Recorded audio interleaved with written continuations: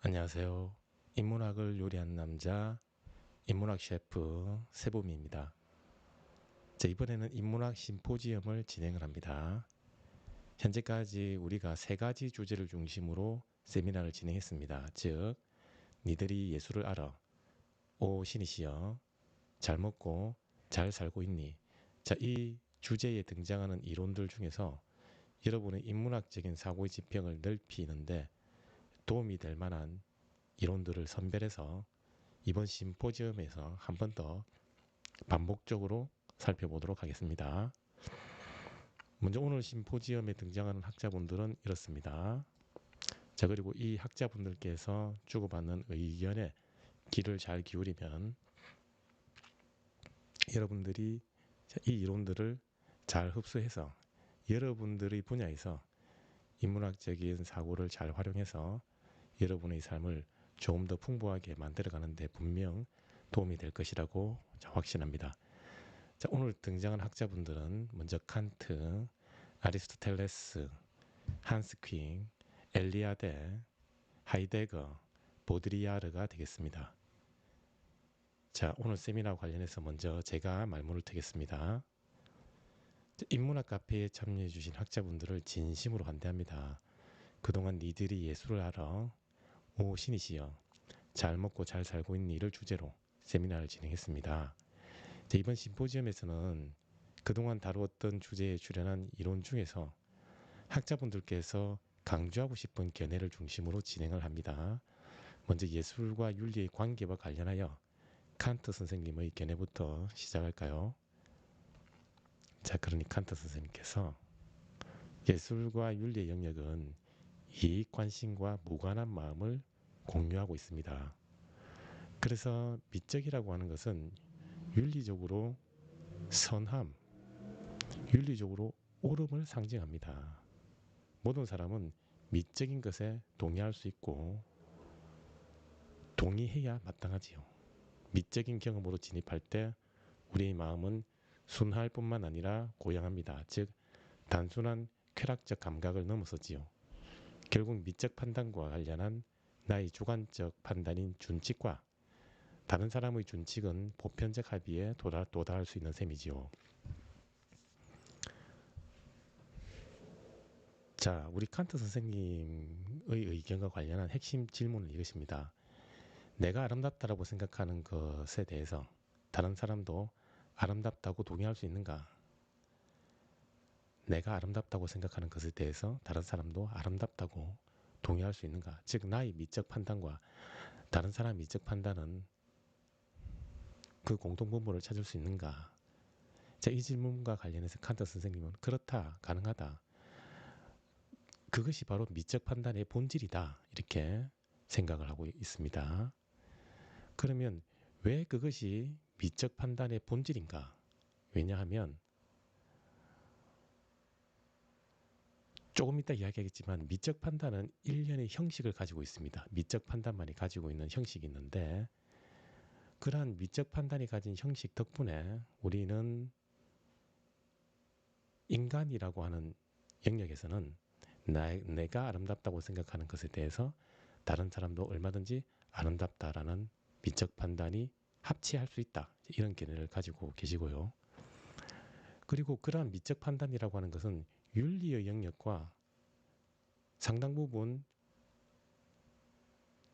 공유하고 있는 부분이 있다는 거예요. 즉 미적이라고 하는 것이 곧 윤리적으로 선하다, 옳다라고 하는 것을 상징할 수 있다라고 합니다. 상징할 수 있다. 왜 그런지는 조금 이따 구체적으로 살펴보도록 하겠습니다.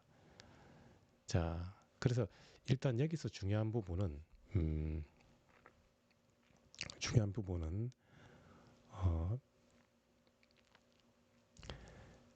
자, 나의 미적 판단, 나의 미적 판단과 다른 사람, 타인의 미적 판단이 서로 보편적 객관성을 확보할 수 있다는 겁니다. 이렇게 보편적 객관성, 보편적인 객관성을 우리가 확보할 수 있다. 확보할 수 있다. 자, 그리고 나와 다른 사람 사이에 보편적 객관성을 확보할 수 있는 것은 확보할 수 있는 이 영역은 미적인 판단에 대해서도 그것을 확보할 수 있지만 우리는 도덕적인 판단과 관련해서도 그 객관성을 확보할 수 있다. 이것이 이 칸트 선생님의 이 핵심적인 입장이다. 이렇게 볼 수가 있어요. 자, 이어서 제가 그럼 칸트 선생님은 도덕다운 도덕은 무엇인가라는 문제와 관련해서 보편성을 강조하고 있습니다. 이와 마찬가지로 예술의 본질과 관련해서도 보편성을 강조하고 계시는군요. 즉 미적 판단은 누구나 어떠한 감각 대상이 아름답다고 동의할 수 있다는 입장을 가지고 계십니다. 결국 나름의 일관성 있는 관점을 바탕으로 도덕과 예술을 바라보고 계시는군요. 그래서 제가 한 번 더 정리를 했는데 결국 칸트라고 하는 분은 미적인 판단과 도덕적 판단은 보편적인 객관성을 확보할 수 있다는 거예요. 보편적인 객관성을 확보할 수 있다. 즉 내가 아름답다고 생각하는 것에 대해서 얼마든지 다른 사람도 아름답다. 그리고 내가 도덕적으로 옳다라고 하는 부분에 대해서 누구나 다 동의할 수 있다. 그런 보편적 객관성을 확보할 수 있다는 것이 미적 판단과 도덕적 판단의 이 공통적인 특징 중에 한 가지라고 볼 수가 있는 셈이죠.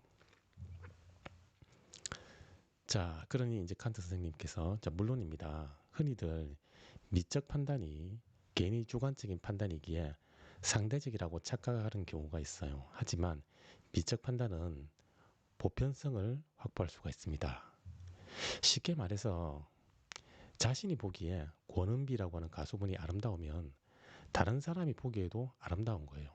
즉 미적 판단이라고 하는 것은 이렇게 나의 주관적인 차원을 넘어서 보편성, 객관성을 우리가 확보할 수 있다는 것입니다. 자, 그래서 제가 여쭈었습니다. 자, 선생님께서는 미적 판단과 도덕 판단이 보편성을 확보할 수 있다. 이런 견해이신데 도대체 그것이 어떻게 가능합니까? 제가 여쭈었습니다. 자, 그러니 칸트께서 자, 그것은 예술과 도덕이 지닌 각각의 고유한 형식에서 비롯합니다. 형식은 마치 붕어빵을 굽는 틀과 같습니다. 붕어빵을 만들 때 그 속에 들어가는 달콤한 재료는 팥이 될 수도 있고 슈크림이 될 수도 있어요. 재료는 얼마든지 다양하게 변할 수 있지요. 바로 이 재료에 해당하는 측면이 내용입니다. 반면 그 내용물을 일정한 모양으로 구워내는 붕어빵 틀은 이 틀은 변하지 않고 일정한 패턴을 가지고 있습니다. 그 일정한 패턴에 해당하는 것이 바로 형식입니다. 결국 형식은 일종의 보편적인 기준인 셈이지요. 자, 그런데 도덕과 예술은 각각 그 고유한 형식을 가지고 있습니다. 자, 그래서 미적 판단과 도덕 판단은 보편성을 가질 수 있다. 어떻게 해서 그것이 가능한가? 그것은 미적 판단을 미적 판단답게 하는 고유한 형식이 있고, 형식이 있고, 도덕 판단 역시 도덕 판단답게 만드는 고유한 폼이 있다는 겁니다. 형식이 있다는 것이죠. 이 형식 덕분에 보편성을 확보할 수 있다는 것입니다. 마치 각각의 붕어빵 모양은 다르지만 그 붕어빵의 틀은 항상 일정하지 않습니까? 마찬가지라는 것이죠. 자, 그럼 우리가 여기서 이제 궁금한 건 도대체 그 형식이 뭘까? 예술의 형식이 무엇일까? 도덕의 형식이 무엇일까? 이런 질문을 가질 수 있겠죠. 자, 이어서 칸트께서 물론 도덕 예술론 혹은 참여 예술론으로 분류할 수 있는 플라톤 선생님과 같은 분의 경우에 미적 판단 능력은 옳고 그름을 판단하는 도덕적 능력에 종속된다는 견해를 가지고 있어요. 하지만 이러한 견해는 다소 지나친 관점입니다. 도덕과 예술은 각각의 고유한 형식을 가지고 있어서 미적 판단은 고유한 자율성을 확보할 수 있습니다. 즉 미적 판단 능력은 옳고 그름을 판단하는 도덕 능력에 종속되지 않습니다. 도덕 역시 고유한 형식을 가지고 있기에 미적 판단에 종속되지 않지요.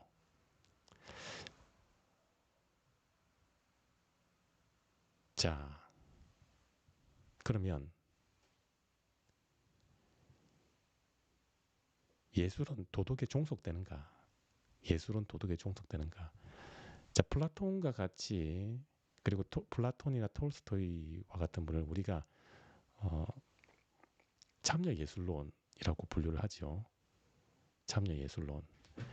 자, 참여 예술론으로 분류하는데 이 참여 예술론은 일종의 도덕주의로서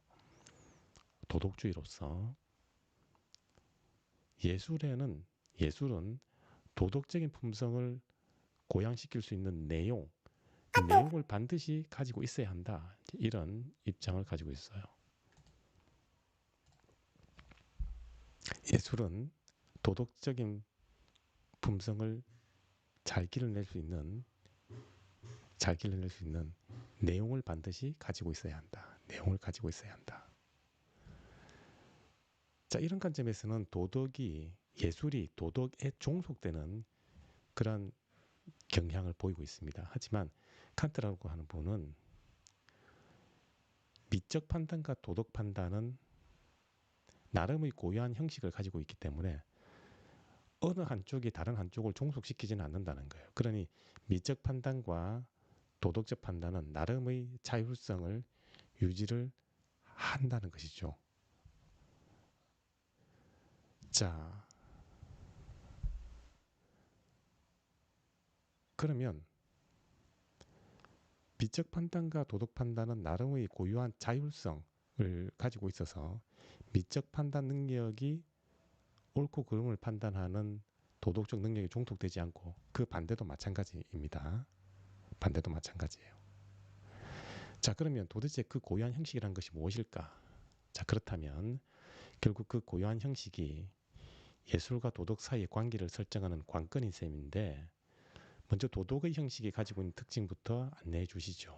이제 자, 미적 판단과 도덕 판단은 고유한 형식이 있어서 서로가 서로에게 종속되지는 않는다고 그랬는데 먼저 도덕의 고유한 형식이 무엇인가요? 이렇게 제가 여쭈었습니다. 그러니 칸트 선생님께서 도덕의 형식은 보편화 가능성으로서 당신이 세운 주관적 원칙인 준칙이 언제 어디서나 보편적 자연 법칙을 만족시키도록 하라입니다. 자, 우리 칸트 선생님께서는 도덕의 형식은 무엇인가? 자, 이 문제에 관련하여 도덕의 형식은 보편화 가능성이다. 보편화 가능성이란 무엇인가? 자, 선생님이 도식적으로 이것을 안내를 하자면 이렇게 표현할 수가 있어요.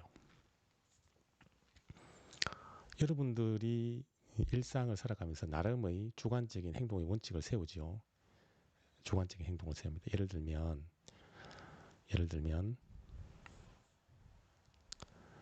내가 배가 고플 때 다른 사람의 빵을 뺏어 먹어도 된다.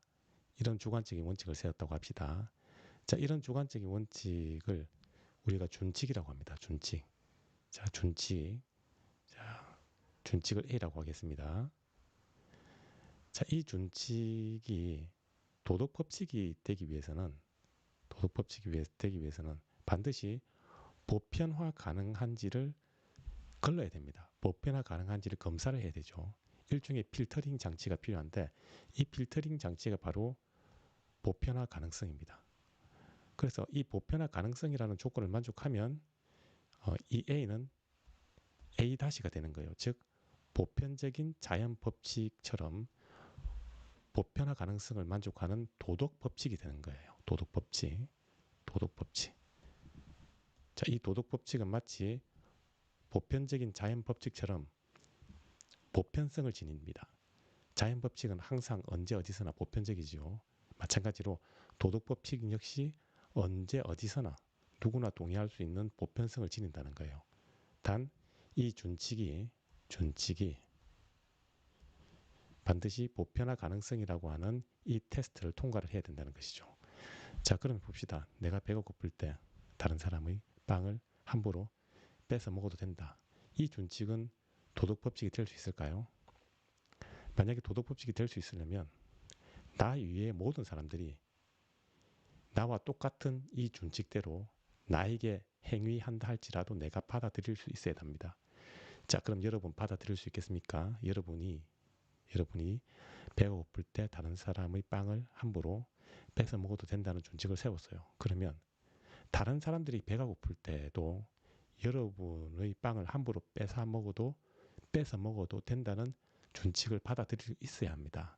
자, 어때요? 여러분 받아들일 수 있습니까? 만약에 받아들일 수 없다면 그 준칙은 보편적인 자연 법칙으로서 도덕 법칙이 될 수가 없는 거예요. 그래서 도덕 판단은 반드시 보편화 가능성이라는 형식을 지녀야 한다. 라고 하는 것이 칸트의 입장입니다. 그러면 우리 도덕의 형식에 대해서 이제 이야기가 된 셈이죠. 이제 계속 이어서 자, 우리는 어떤 행위를 할 때 그 행위의 결과를 고려합니다. 즉 그 결과가 나라는 개인에게 과연 이익이 될까 아니면 내가 속한 우리 공동체 구성원 다수에게 이익을 가져다 줄 수 있지 않나? 즉 개인적 혹은 공중적 차원의 이익, 즉 유용성을 기대하지요. 이처럼 이익의 기대 여부와 관련한 조건을 계산하는 과정은 합리적 선택을 위해 필요합니다. 하지만 도덕다운 도덕이 되려면 무엇이 옳은가와 관련한 영역에서 그러한 조건을 고려하면 안 됩니다. 왜냐하면 도덕은 행위의 결과와 무관하게 오직 옳다는 이유만으로 실천하는 영역이기 때문입니다. 여기서 옳다는 것은 내가 세운 행동의 기준이 보편화될 수 있다는 것을 의미합니다. 자, 여러분, 우리는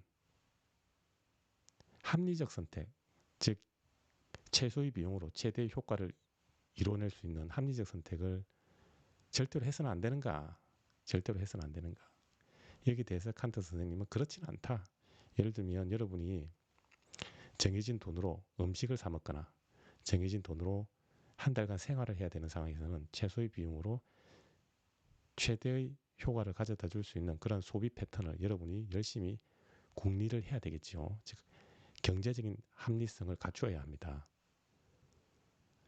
자, 나아가서 그것은 반드시 필요한 것일 수도 있어요. 하지만 무엇이 옳은가, 무엇이 옳은가와 관련한 영역에서는 그러한 결과를 계산하는 합리성은 우리가 배제를 해야 된다는 것입니다. 배제를 해야 된다. 자, 그러면 칸트 선생님께서는 옳다는 이유만으로 어떤 행동을 실천하려는 동기를 굉장히 강조하고 계시죠. 자, 그러면 칸트 선생님께서 말하는 옳다는 건 무엇이냐? 그것은 바로 도덕 법칙인데 그 도덕 법칙은 왜 옳은가? 바로 보편화될 수 있다는 측면에서 옳다는 거예요. 보편화될 수 있다. 보편화될 수 있다. 자, 그런데 오직 옳다는 이유만으로, 즉 보편화될 수 있다는 이유만으로 어떠한 행동을 하려는 의지, 그리고 그 의지에 따라서 우리는 보편화 가능성이라고 하는 테스트를 통과하는 그 도덕 법칙을 따르게 됩니다. 자, 그렇다면 이러한 칸트의 관점은 어떤 결과를 고려하는 게 아니에요. 내가 다른 사람을 도와줄 때 나에게 어떠한 이익이 될까, 혹은 손해가 될까, 혹은 그것이 내가 속한 공동체에 얼마나 이익이 될까, 이런 결과를 계산하지 않는다는 거예요. 결과를 계산하지 않고 오직 그 행동이 옳다는 이유만으로, 오직 그 행동이 보편화될 수 있다는 이유만으로, 그래서 그것이 도덕 법칙이라는 이유만으로 그 법칙에 따른다. 그것이 도덕다운 도덕이다. 이런 관점을 가지고 계시죠. 자, 이것이 이 결과를 계산하지 않는, 즉 비결과주의라고 하는데, 비결과주의로서 칸트의 입장입니다. 자, 반면에 도덕을 그렇게 보지 않는 입장도 있어요. 항상 우리가 어떤 행동을 할 때는 개인적 차원을 넘어서 내가 속한 공동체, 즉 공중적 차원에서 그 관련 구성원들의 행복을 혹은 쾌락을 극대화시켜야 된다는 관점이 있거든요. 즉 이 관점을 대변하는 명제 중에 하나가 최대 다수의 최대 행복이라는 것입니다. 즉 어떤 행위를 할 때 그 행위가 과연 최대 다수에게, 가장 많은 수의 사람들에게 최대 행복, 가장 큰 행복을 가져다 줄 수 있는지가 예측 가능해야 된다는 거예요. 예측 가능해야 된다.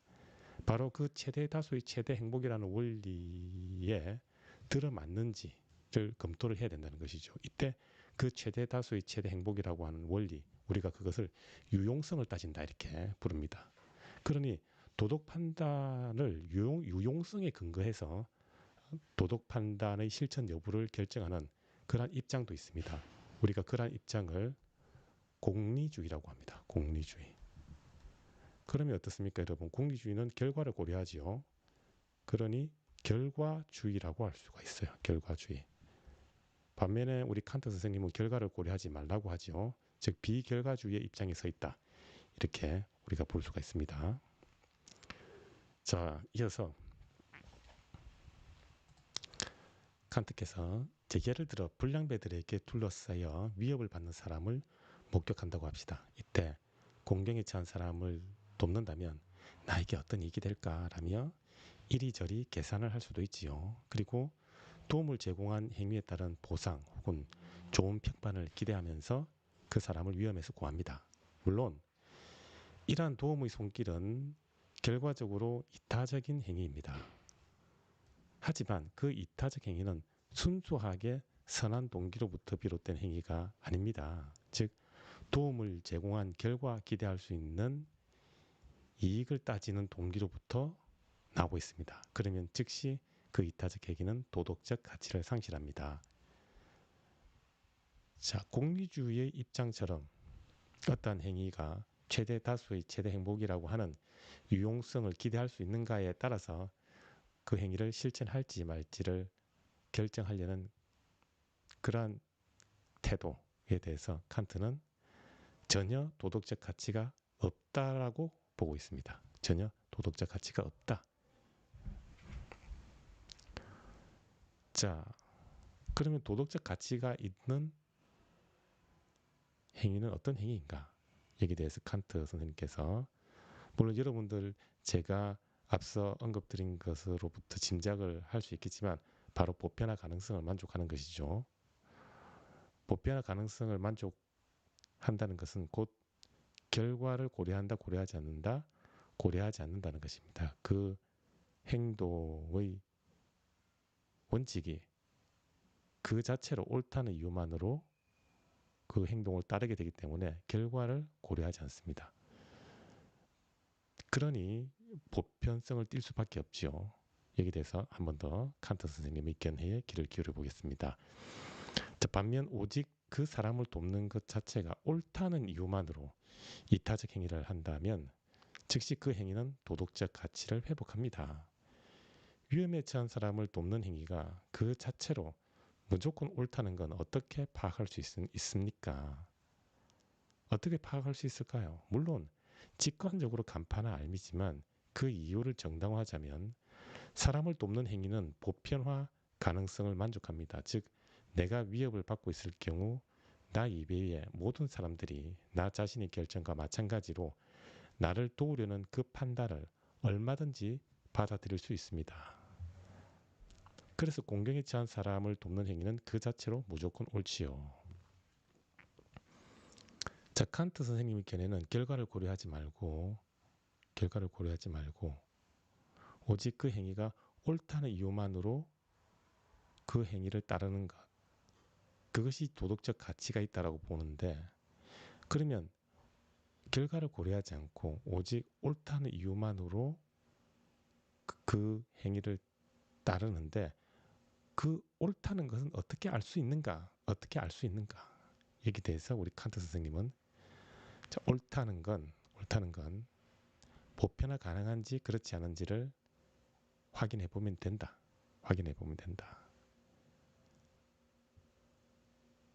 자, 그런데 옳다고 하는 것은 곧 보편화 가능하다는 것인데 만약에 결과를 고려하는 순간 보편화 가능성은 무너지게 됩니다. 실제로 그런지 볼까요? 자, 그런데 결과를 고려하는 행위는 자신에게 유리하면 받아들이고 자신에게 불리하면 거부합니다. 즉 보편화 가능하지가 않지요. 결국 도덕성은 각각의 서로 다른 개인과 공동체의 판단 기준을 초월하는 객관성, 즉 보편성을 그 본질로 하는 셈이지요. 자, 우리 칸트 선생님께서는 결과를 고려하지 않고 오직 옳다는 이유만으로 그 행위를 따르는 것이 도덕적 가치가 있다. 이렇게 보고 있습니다. 자, 우리 참고로 여러분이 어떤 행위를 하는데 결과를 고려하지 않고 자, 그 행위를 A라고 합시다. 결과를 고려하지 않고 이 행위가 오직 옳다는 이유만으로 그 행위를 따르려고 하는 의지, 우리 그것을 선의지라고 합니다. 선의지, goodwill. 오직 옳다는 이유만으로 그 행위를 따르는 의지, 그것을 선의지라고 하는데, 바로 이 선의지를 바탕으로 그 행동을 따르면 도덕적 가치가 있다는 거예요. 그러면 이렇게 선의지를 바탕으로 따르려고 하는 그 행동들은 대부분 어떤 특성을 가지고 있느냐? 바로 보편화 가능하다라고 하는 보편화 가능성이라고 하는 특징을 가지고 있다는 거예요. 그래서 옳다는 것이죠. 그래서 옳다. 그런데 자, 그래서 예를 들어 보면 공경에 처한 사람을 도와야 된다. 이러한 행위가 옳다는 건 어떻게 할 수 있는가? 바로 그 행위가 보편화 가능성을 만족시킬 수 있다는 것입니다. 즉, 입장을 바꿔놓고 여러분이 공경에 처했어요. 그러면 주변에 있는 다른 모든 사람들이 공경에 처한 사람을 도와야 된다는 준칙대로, 여러분이 세운 그 준칙대로 여러분에게 똑같이 행동하는 것을 여러분이 받아들일 수 있습니까? 그렇죠. 아마 대부분의 친구들은 충분히 받아들일 수 있을 것입니다. 즉, 보편화 가능성이라고 하는 조건을 만족하지요. 그래서 그 행위는 옳다는 겁니다. 옳다. 그리고 그것이 오직 옳다는 이유만으로 그 행위를 실천하려고 하는 의지, 그것을 선의지라고 칸트는 부릅니다. 그러니 도덕 판단의 본질은 바로 시간과 공간을 초월하여 언제 어디서나 누구나 받아들일 수 있는 보편성을 우리가 그 특징으로 한다. 이렇게 볼 수가 있는 것입니다. 여기서 말하는 보편성은 공동체 내에서의 보편성, 공동체 내에서의 객관성을 말하는 것이 아닙니다. 왜냐하면 각각의 공동체는 객관적이다라고 하는 기준이 다를 수가 있겠죠. A라는 공동체, B라는 공동체, C라는 공동체는 각각의 공동체마다 옳다는 기준이 다를 수가 있어요. 그런데 여기 칸트 선생님께서 말하는 객관성, 보편성이라고 하는 것은 그러한 공동체를 초월해서 언제 어디서나 누구나 받아들일 수 있는 보편성으로서의 옳음을 말하는 것입니다. 그래서 칸트 선생님이 견해에 따르면 이 도덕 판단은 개인이 주관적인 기준, 그리고 어떤 특정 공동체의 기준을 넘어서 언제 어디서나 누구나 받아들일 수 있는 그러한 보편성을 특징으로 한다는 것입니다. 자, 그런데 어때요? 우리가 어떤 결과를 고려하는 순간 이 보편성은 그 즉시 무너지게 됩니다. 즉, 다른 사람을 돕는 것이 나에게 유리하면 돕고, 예를 들면 내가 다른 사람을 도와서 어떤 상을 받을 수 있다, 좋은 평판을 받을 수 있다, 그러면 돕고, 혹은 그러한 평판이나 보상이 전혀 기대되지 않는다, 나에게나 내가 속한 공동체 구성원들에게 그러한 보상이나 좋은 평판이 기대되지 않는다, 그러면 그 행동을 하지 않겠죠. 그러니 이렇게 결과를 고려하여 어떤 행동을 할 것인지 말 것인지를 고민하는 것은 그 예측되는 결과에 따라서 달라지기 때문에 보편성을 만족시킬 수 있다 없다? 만족시킬 수가 없다는 거예요. 즉, 결과를 고려하는 행위는 보편성을 만족시킬 수 없다. 그런데 칸트인 내가 말하는 옳음은 곧 보편성을 만족시키는 것이다. 보편성을 만족시키는 것이다. 내가 보는 옳음이라고 하는 것은 결과와 무관하게 보편화 가능한 것을 나는 옳음이라고 본다. 그런데 결과를 고려하는 것은 그때 그 예측되는 결과가 나에게 유리하냐 유리하지 않느냐에 따라서 달라지기 때문에 보편성을 기대할 수 없다. 따라서 옳다라고 하는 도덕적 가치의 영역으로 들어올 수 없다는 것입니다. 자, 현재까지 여기까지가 우리 도덕의 형식과 관련한 칸트 선생님의 입장이었습니다.